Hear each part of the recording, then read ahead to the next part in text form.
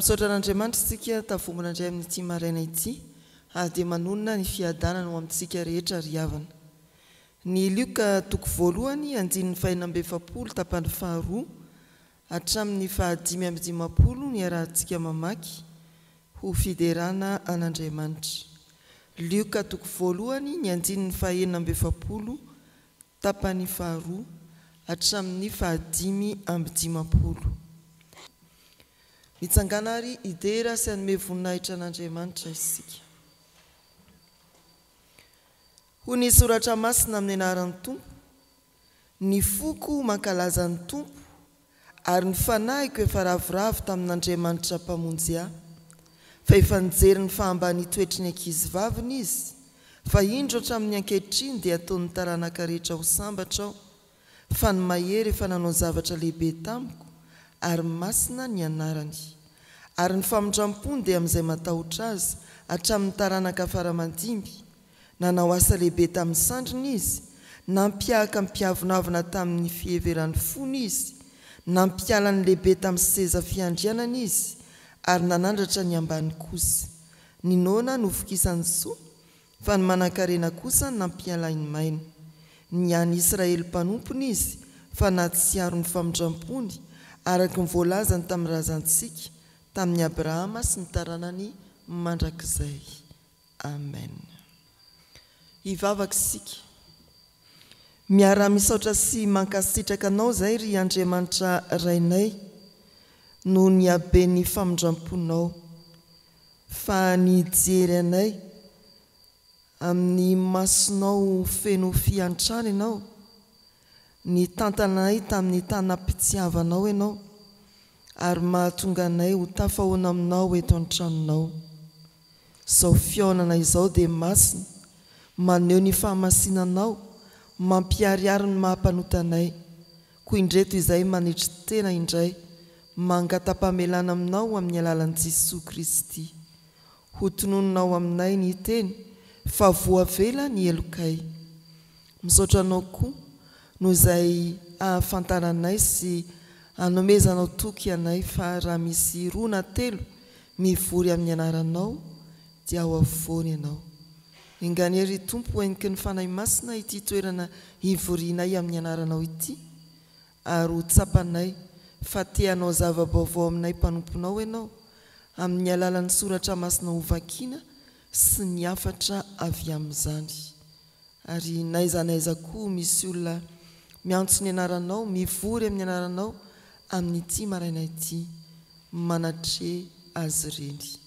Amin'ny anaran'i Jesosy. Amen. Luka toko 410 ny andininy 7 hatramin'ny 250. Luka toko 410 manomboka eo amin'ny andininy 7. Vakina amin'ny anaran'ny Tompo. Ary Jesosy nanao fanoharana tamin'izay nasaina, raha nahita azy mifidy ny toerana aloha ka nanao taminy hoe: raha misy makanao ho any amin'ny fampankarambady, aza mipetraka eo amin'ny fitoerana aloha, fandrao isy olona nalaina izay mihaja kokoa noho ianao. Ary ho avy izay manasanao, sy izy ka ilaza aminao hoe ometoerana io olona io, dia homenatra ianao ka ifindra ho any amin'ny fitoerana oriana indrindra. Fa raha misy manasanao, mandianaka mipetra eo amin'ny fitoerana oriana indrindra, ary rehefa tonga ilay manasanao, dia mahazo manao aminao hoe: ry sakaiza, mandrosoa etsy alohaloha kokoa, dia azo azy eo mason'izay rehetra miara-mipetraka mihinana aminao ianao. Fa izay rehetra manandra-tena no ahetry, ary izay manetry tena no asandratra. Amen. Ray masino, manamasinana ny fahamarinana, ny teninao no fahamarinana. Amen. Mbola ao amintsika ny fanahin'ny Tompo hitarika antsika indray hahita zava-mahagaga ao amin'ny lalàny, araka ny soratra masina izay novakiana teo. Jesosy Kristy mampianatra ny amin'ny fanetretena amin'ny alalan'ny fanoharana momba ny fanasana. isika ry havana samy mahafantatra fa amin'ny fanasana na ankavoriana dia ataon'ny fiarahamonina ho zava-dehibe ny toerana ametrahana ny olona tsirairay ary iny ny voalohany eo amin'ny fanasana misy akony eo amin'ny tsirokanina iny misy akony eo amin'ny antom-pivoriana iny raha ianao mipetraka any amin'ny farany ariana zao ny asaiko hipetraka aty aloha dia tsy azo aina mihitsy ianao raha ianao zatra mipetraka aty aloha no ahemitra ny ariana dia hafahafa ianao ohatrany tsy nivavaka ianao mainka moa fa hoe tsy hitanao tao anatin'ny lisitry ny asaina araka ny fitsinjara-toerana ny anaranao nefa ianao vao asa tsisy hanina miditra mivavanao tsony tsisy tsirokanina tsony marina sa tsy marina tonga dia lenao hoe ary zary sao tsy nasaina mety efa nandalo an'izany trangan-javatra izany sika fanoharana ny amin'ny arifenitra ao amin'ny fanasana na amin'ny fivoriana no entiny Jesoa mampianatra ny amin'ny fanetreteny eto amin'ity soratra masina ity tsy hoe ao amin'ny fiainam-panompoana na ny fiainan'ny fiangonana ihany Jesoa no mampianatra ny fanetretena fa ny fanetretena amin'i Jesoa dia fiainana andavanandro miainga aty amin'ny fiangonana ary tonga any amin'ny fiarahamonina tena nampianarin'i Jesoa ny amin'izany fanetretena eny amin'ny fiarahamonina izany ny olona izay niaino azy isika mamaky ity soratra masina ity fiainana andavanandro ny fanetretena amin'izao fanoharan'izao dia mampianatra ny tompo ka manao hoe manetretena ajao ny arifenitra mampianatra ny tompo ka manao hoe manetretena mahaiza mipetraka dia mahaiza mametraka ary manetretena miandrasa fandaminana ajao ny arifenitra ny soratra masina ry havana tena mampianatra antsika arifenitra tsy tokony adonitsika izany tsy hoe ny fiarahamonina no mampanaja ny arifenitra fa ny soratra masina indrindra koa no efa ny aloha ny fiarahamonina amin'ny fampanajana ny arifenitra raha mijery ny didy folo isika ny efatra voalohany dia mametraka ny mpino amin'ny fanajana an'Andriamanitra arifenitra izany ny fahadimy dia mitaona antsika anaja ray aman-dreny filaharana araka ny arifenitra izany ny sisa dimy sisa izay vao mijery ny fiarahamonina ary ao ianao tsy voalaza mihitsy izay ny arifenitry ny soratra masina Andriamanitra ny ray aman-dreny ny hafa ianao zany tsy hitanao mihitsy izay misy ianao tena mampianatra antsika ny arifenitra ny soratra masina ary izay ilay fanetretena ara-tsoratra masina mandeha amin'ny arifenitra ara-tsoratra masina mena ambany mena miondrika eo anoloan'Andriamanitra izao tontolo izao manaja ray aman-dreny ny zandry ny zanaka ary manao tsinitsinina ny tenany afaka manafoana ny tenany eo anoloan'ny rehetra zasy ianao vitantsika ve zany mivity mifanohitra amin'izany mahavantana ny olona hoe za aloha vao ny hafa izay moa ilay ohabolana hoe maninona manomboka amin'ny tena ny tena fitiavana eto a manaja ny arifenitra ara-tsoratra masina ny arifenitra ry havana tsy ny foronina teny amin'ny fiarahamonina izany ara-pahatsahivon'ny tompo eto amin'ity fanoharana ity ny faharoa dia manetretena mahaiza mipetraka dia mahaiza mametraka inona ny tiana holazaina amin'izany eo amin'ny andininy fahavalo sy fahasivy dia hoy ny soratra masina amin'ny anaran'ny tompo raha misy makanao ho any amin'ny fampakarambady aza mipetraka amin'ny fitoerana aloha fandrao isy olona nalaina izay miaja kokoa noho ianao ary ho avy izy manasanao sy izy ka ilaza aminao hoe ometoerany olona io dia homenatra ianao ka hifindra ho any amin'ny fitoerana aoriana indrindra. Ny Matthieu 22:20 milaza ny tokony hijerentsika n'izany fahaiza mipetraka amin'ny toerana tokony hisy atsika na mametraka ny hafa izany mampatsiamana hoe amin'ny anaran'ny Tompo ary ho avy an'i Kaisara izay an'i Kaisara ary ho an'Andriamanitra izay an'Andriamanitra. Apetrao amin'ny toerany Andriamanitra, apetrao amin'ny toerany izay tokony ho hajaina. Manamafy izany ny Romanina 7:17 izay fantatry ny maro amintsika. Hoy ny soratra masina amin'ny anaran'i Jesosy: mandoava amin'izay rehetra tokony ho azy, vola hetra ho an'izay tokony handoava-ketra, fahadiserana ho an'izay tokony handoavana fahadiseranana, tahotra ho an'izay tokony hatahorana, aja ho an'izay tokony hajaina. Apetrao amin'ny toerany izay tokony apetraka amin'ny toerany. Ary Petera manoratra ao amin'ny Petera 1:2 ny andininy 7:20.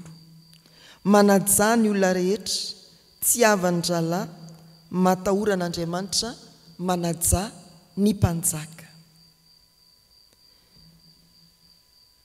Misy fiteny manao hoe izay fanarahanareo sy ny mpamily fa izany efa nahazo ny toerana aloha. Izay fanarahanareo sy ny chauffeur fa izay efa nahazo devant. Izay fansehanareo any. Ny soratra masina tsy mba izany. Maiza mipetraka amin'ny tokony hipetrahanao dia jereo koa izay ametrahana ny hafa. Tsy hoe efa nahazo devant ianao dia any izay fansehanareo sy ny receveur. Tsia, fa mba aiza ny hafa izay ilay fanetreteny. Maiza mipetraka amin'ny tokony hipetrahanao fa hevery koa ny ametrahanao ny toeran'ny hafa. Izany dia fanetretena ampianarin'i Jesosy antsika ry havana. Endrika ny fanetretena ara-tsoratra masina izany. Mipetraka eo amin'izay tokony hipetrahanao ianao ary mametraka ny hafa amin'ny toerany. Raha ny ampiasana ity ny andraikitra ametrahana anao, petraka eo ianao. Fa fantaro tsara koa ny toerana ametrahana ny hafa dia ajao amin'izay toerana misy azy ny tsirairay milamina servisinao. Izay ilay fanetretena ampianarin'ny Tompo. Ny fahatelo dia mampianatra ny Tompo manetretena dia miandrasa fandaminana. Ny andininy 5 sy ny 10 amin'ny perikopantsika teo. Miandrasa fandaminana. Ahoana hoy ny soratra masina? Raha misy manasanao mandianaka mipetraha eo amin'ny fitoerana aorindrina ary rehefa tonga ilay manasanao dia mahazo manao aminao hoe ry sakaiza mandrosoa etsy alolo kokoa dia ahazo azy eo mason'izay rehetra miara-mipetraka mihinana aminao ianao fa izay rehetra manandra-tena no ahetry ary izay manetry-tena no asandratra. Inona no ambaran'izany soratra masina izany? Mivery ny mbetsaka ao amin'ny soratra masina indrindra ny filazantsara ity teny hoe izay manandra-tena no ahetry, izay manetry-tena no asandratra. Ao Matthieu 5:4, ny Luka 5:4, ny Matthieu 7:12 ary eto ambany masitsika ny 7:1 amin'ny Luka. Antony samy hafa avokoa no hitenenan'i Jesosy an'izany fa tsy hoe ity fanoharana eto ambany masitsika ity no miverimberina fa tena antony samy hafa no hitenenany hoe izay manandra-tena ahetry, izay manetry-tena asandratra. Jesosy Kristy raha mampianatra ny fanetretena dia tena te hanongotra ifotony izany atao hoe fiavonavonana sy fanandra-tena satria fototry ny fitiavan-tena sy ny ota izany. Ny fiavonavonana, ny fanandra-tena dia mitarika amin'ny fahotana sy mitondra amin'ny fitiavan-tena, tsy eritreretana intsony ny hafa, tsy ahalalala intsony ny sasany, mpiarabelona, fiavonavonana sy ny fanandratan-tena, ny izao ihany. Isaia 2:17 sy 14 dia mampatsiafa ny fanetretena no fototry ny fisandratana. Hoy ny soratra masina Isaia 2:17 indro ny mpanompoka ho hita ho endry, isandratra sy ho ambony izy ka ho avo indrindra, fa toy ny gagan'ny maro anao, ny tarehiny dia simba ka ohatry ny tsy tarehin'olombelona akory, ary ny endriny ohatry ny tsy endriky ny zanak'olombelona. Ilay olona nosimbaina, ilay natao tsinitsinina, nanjary nasandratra ho ambony ka avo indrindra. Izay manetry tena no asandratra. Fa mifanohitra amin'izany kosa ao amin'ny Isaia 4:14, ny 17 sy 15 dia zao ny voasoratra amin'ny anaran'ny Tompo: ary ianao efa nanao manaka-po hoe any an-danitra no hiakarako, ary ambonin'ny kintan'Andriamanitra no anandratako ny seza fiandrianako, dia hipetraka eo tendrombohitra fivoriana any amparany avaratra aho, hiakatra ho any ambonin'ny avonin'ny raona ka ho tahaka ny avo indrindra, ka anjo ampidinina hatrany amin'ny fiaina tsy hita, ho any ampara vody lavaka ianao.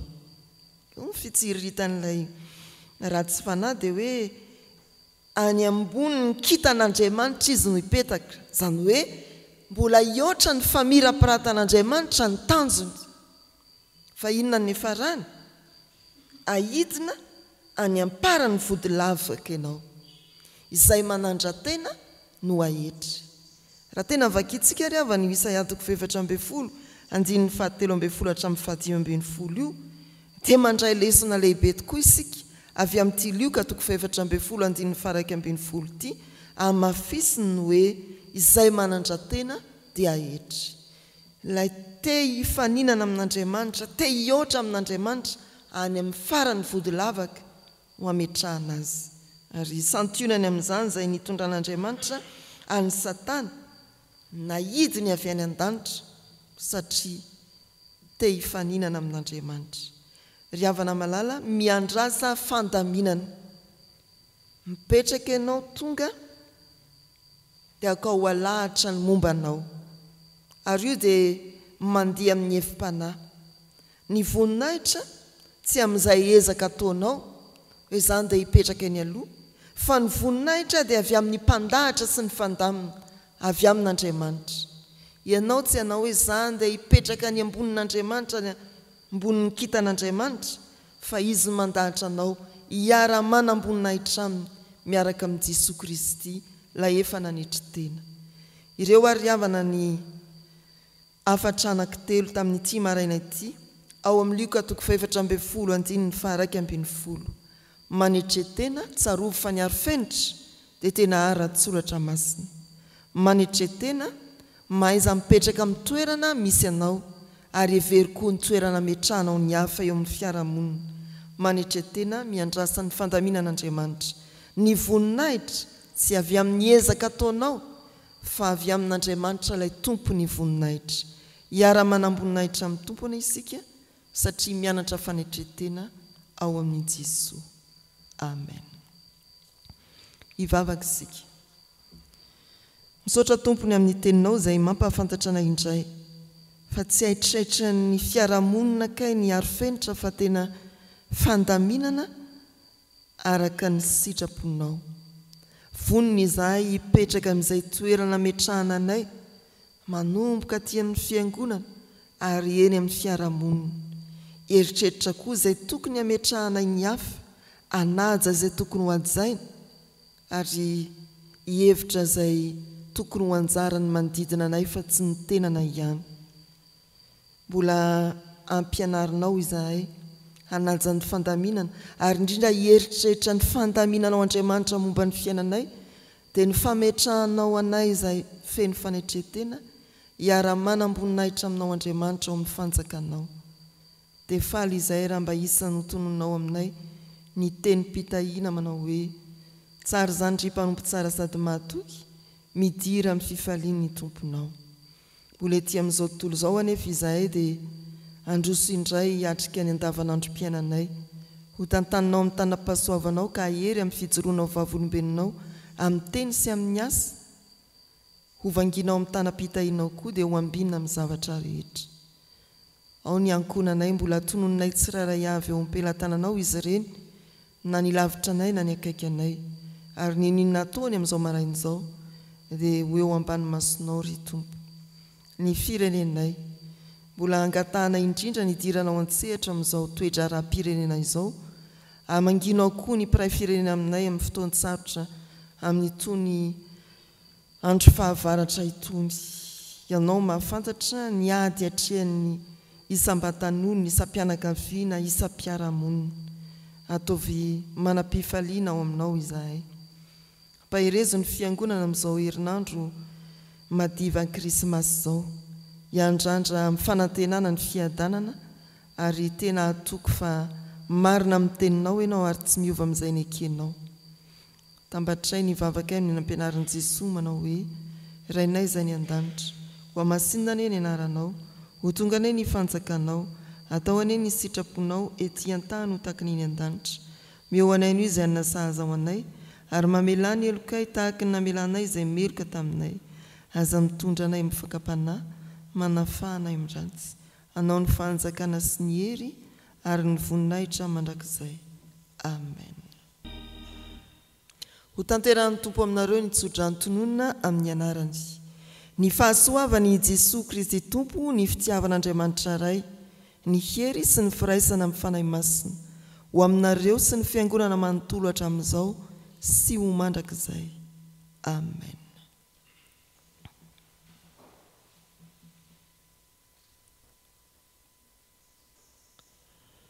Ho an'Andriamanitra irery anany ny voninahitra amin'ny anaran'ny Ray sy ny Zanaka ary ny fanahy masina.